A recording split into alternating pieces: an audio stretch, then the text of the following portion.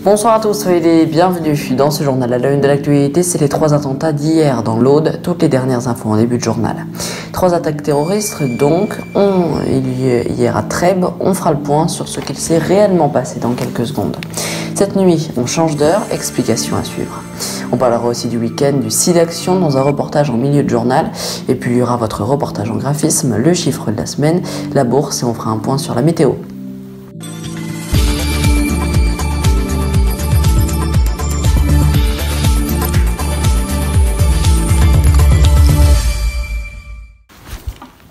À la une de l'actualité, c'est l'enquête qui a commencé après le triple attentat de Trèbes hier près de Carcassonne. Ce matin, on a appris que le gendarme qui avait remplacé les otages dans le Super U est mort, ce qui fait qu'il y a eu 4 morts et 15 blessés d'après un dernier bilan.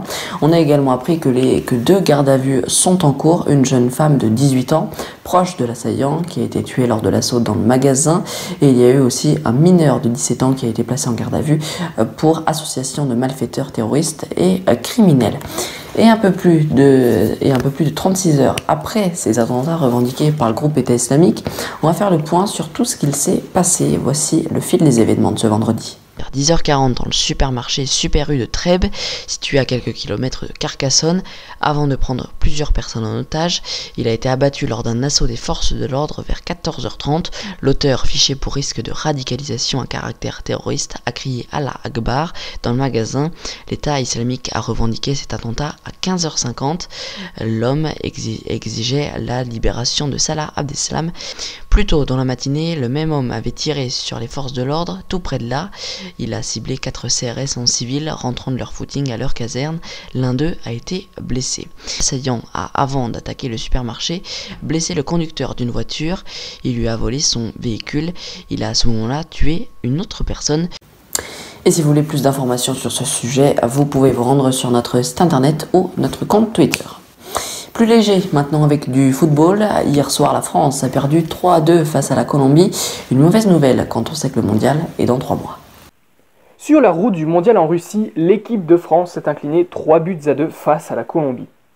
Auteur d'une entame idéale avec l'ouverture du score de Olivier Giroud à la 11e minute et un second but par l'intermédiaire de Thomas Lemar à la 26e, les Bleus se sont complètement relâchés en encaissant un premier but de Muriel à la 28e, un second à la 62e par Radamel Falcao et un troisième et dernier but sur un pénalty de Quintero.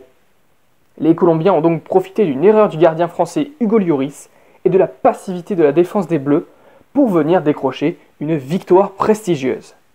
À quelques mois de la Coupe du Monde, les Bleus ne se rassurent donc pas et devront se racheter dès mardi prochain pour un nouveau match amical face à la Russie. Ça y est, nous allons passer à l'heure d'été. Cette nuit à 2h, il sera 3h. Nous allons donc perdre 1 heure de sommeil, mais gagner 1 heure de soleil le soir. Ce changement a pour but de consommer moins d'énergie. Le week-end du SIDAction a lieu en ce moment. Regardez ce reportage qui vous explique comment se protéger et comment se transmet ce virus. Le VIH est une maladie qui touche 35 millions de personnes dans le monde et qui se transmet lors de rapports sexuels, mais également de sang à sang. Le VIH cause la diminution, voire l'absence de système immunitaire, ce qui cause l'augmentation du nombre d'infections. Cette maladie mortelle ne possède pas de vaccin, il est donc impératif de se protéger avec des préservatifs à chaque rapport. Il est fortement recommandé de faire régulièrement un test de dépistage. Il en existe en libre accès en pharmacie à 35 € et gratuit pour les mineurs. De plus, des tests sont possibles dans les centres de santé tels que les hôpitaux. C'est l'heure de votre reportage en graphisme.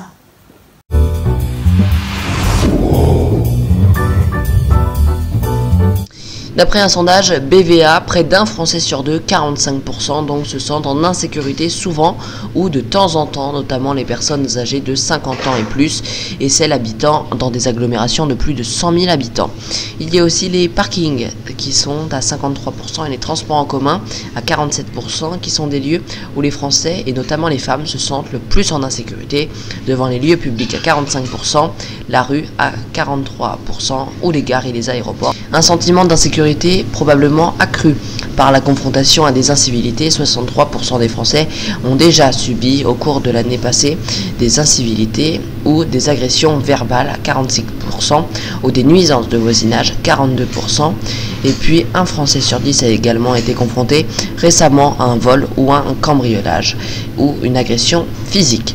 La menace terroriste à 61% et les agressions physiques sont de loin les principales sources d'inquiétude dans le domaine de la sécurité, devant les cambriolages à 37%, le vandalisme à 35% et la délinquance routière à 29%. Et si vous voulez en savoir plus, vous pouvez vous rendre sur notre site internet infotv.fr.nf pour voir ce reportage en entier.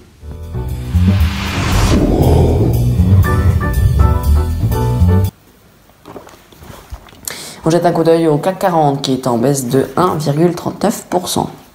Le chiffre de la semaine, c'est qui est 462, ce qui correspond au nombre de burgers vendus toutes les 10 secondes en France en 2017. On fait le point sur le temps et c'est avec la météo.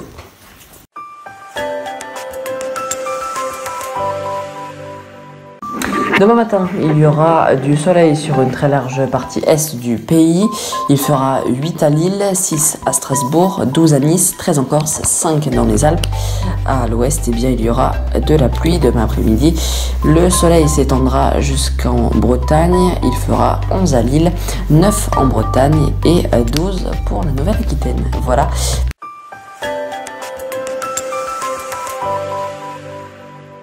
C'est la fin de ce JT, merci de l'avoir suivi. Prochain rendez-vous avec l'information, c'est demain à 11h30 sur France News Radio avec l'essentiel de l'information, puis à 11h40 pour une édition spéciale sur la SIDAction présentée par Romain. Et puis demain, il n'y aura pas d'actu foot car la Ligue 1 est absente ce week-end.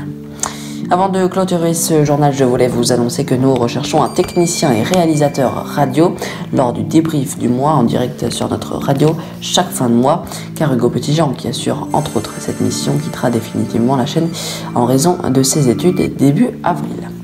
Passez une très belle soirée, à demain.